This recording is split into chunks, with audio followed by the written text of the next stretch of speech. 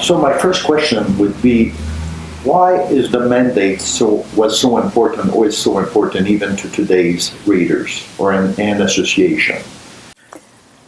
Well, the Contact Commission, which had sheltered the Urantia revelation, well, they had actually taken their orders from the higher authors. Well, I don't want to use the term author, from those who sponsored the revelation. And they worked with them cooperatively all along. So when it was time to publish the book, they were still under orders, so to speak, and they determined that they couldn't just decide to publish it whenever they want to, or yield to public pressure or group pressure to put it in print, regardless of how the revelators felt. The revelators looked at the world situation. It looked at the social setting and determined when it was timely to launch the book. The purpose, of course, in allowing publication at that time was that apparently they see the time for the book well into the future. It's picking up interest now, but someday, when things have settled down, the chaos and confusion, as they say, diminishes, that will perhaps be the time for the book. Or perhaps they have in mind the bestowal of an Abinal son. Perhaps he's scheduled. We don't know that. Perhaps it would be Norsen, perhaps it would be someone else, perhaps it could be someone who was among the those who took charge of the planet after the rebellion, and when Adam and Eve went into default, there were 12 Melchizedeks who came back, returned. It could be one of them, or there could be a new planetary prince assigned to the world. Ordinarily, Melchizedeks are not planetary princes, but here we have a creator's son acting as a planetary prince, and we have a Melchizedek who's a vicegerent planetary prince, and now we have we have a Melchizedek as a regent acting for Michael. So when we look at this, one question I was asked when I was reading the publication mandate here and there in South America and Mexico, and I remember questions of people, and one of the questions that came up most of the time were people, why was this hidden from us? It's like, the publication mandate was forgotten for some time, and I could tell you that in South America, even in Mexico and Europe, a lot of readers that I met didn't know about the publication mandate. And some of them were nearly, I would say, angry. That they didn't know. That they thought we were hiding things from them. And they say, a little bit like the commentary made before, like at the forum when it was read. Now they tell us. Yeah. Well, it felt like the same way for them. Now they tell us. So, what was it? What was the story behind it? I think Christie and Bill Sadler were the two main contact commissioners who met with the public. Dr. Sadler was quite elderly by the time the book was published, and he didn't engage in much public speaking. Bill Sadler, unfortunately, died in 1963. Christie, Emma Christensen lived until 1982, and she quoted from the publication mandate in many of her speeches. And but she didn't identify where it came from.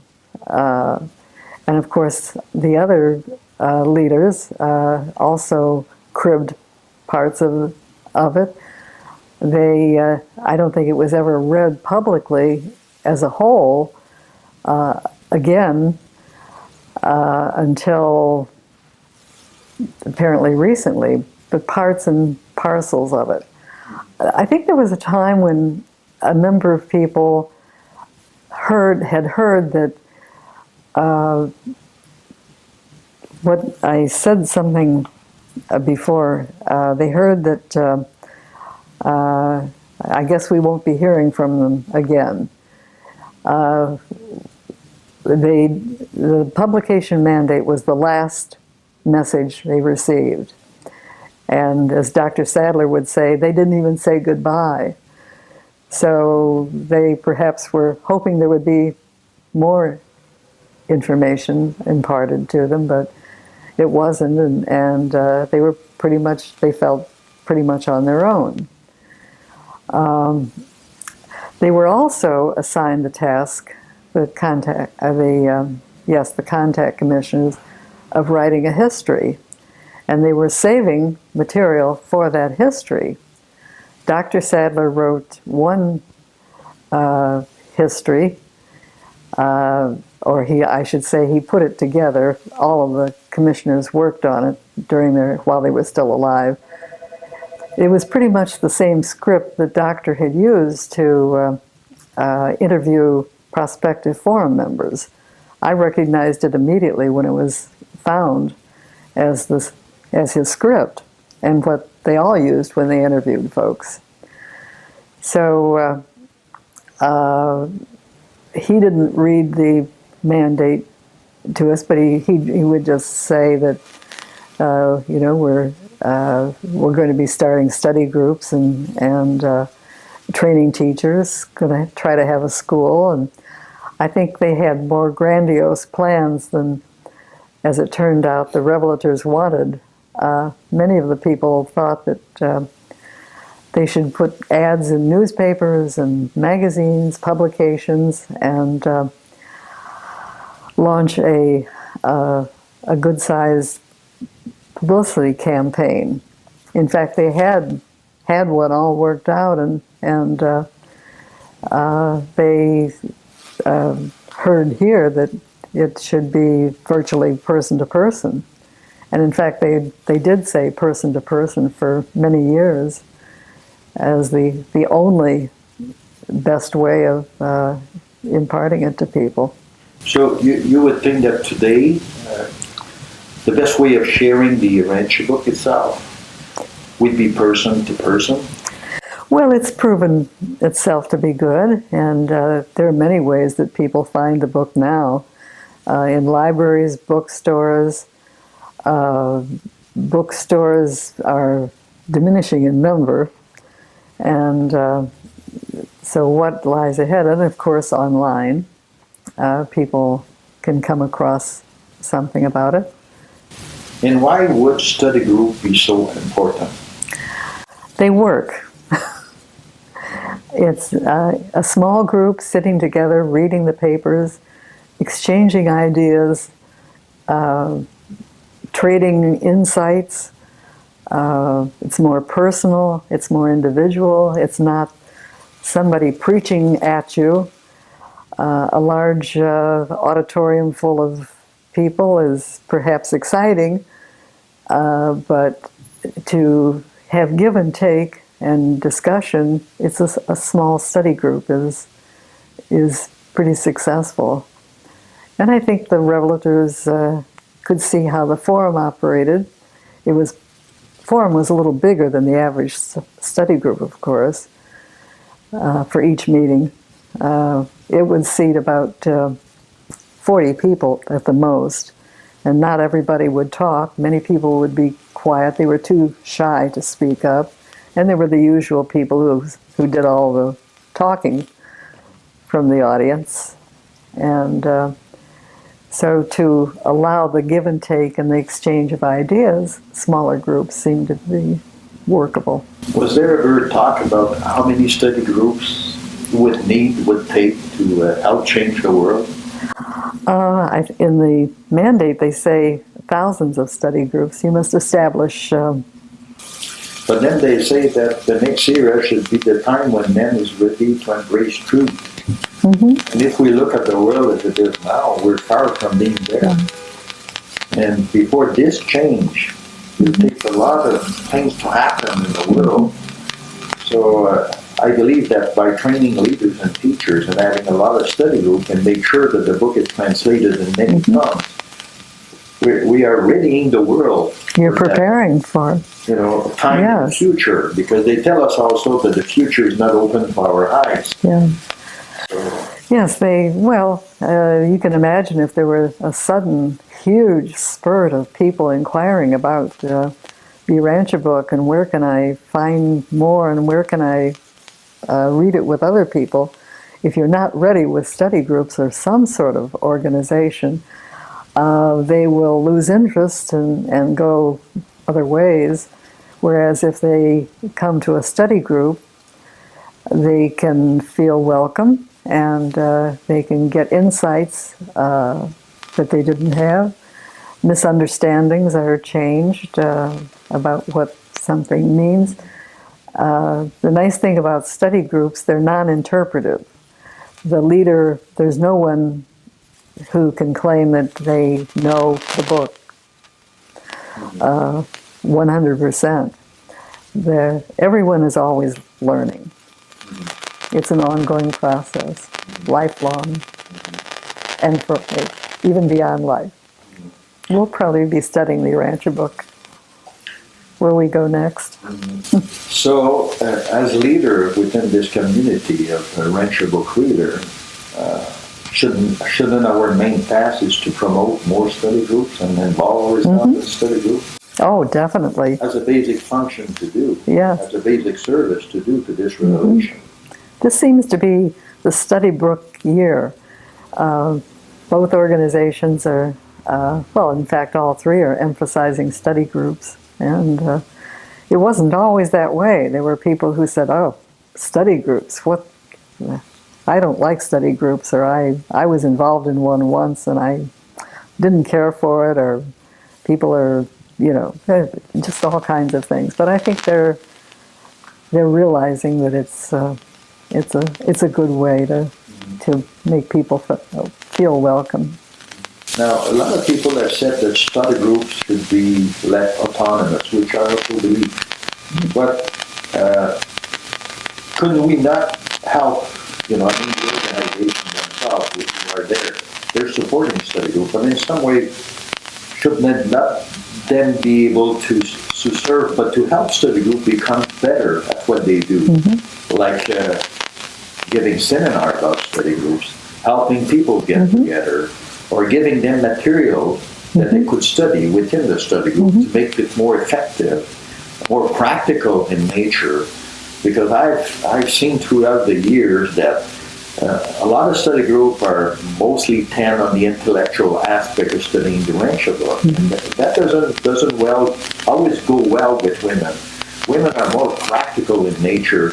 They want more things that has a relationship to their own lives and to their own family. So do you think that organization could provide material or some training, some form of training as courses, maybe UBIS course, and where people could learn how to manage better a study group, to make it more of a place where people could learn to put those teaching in their own life, to acquire those teaching and live them.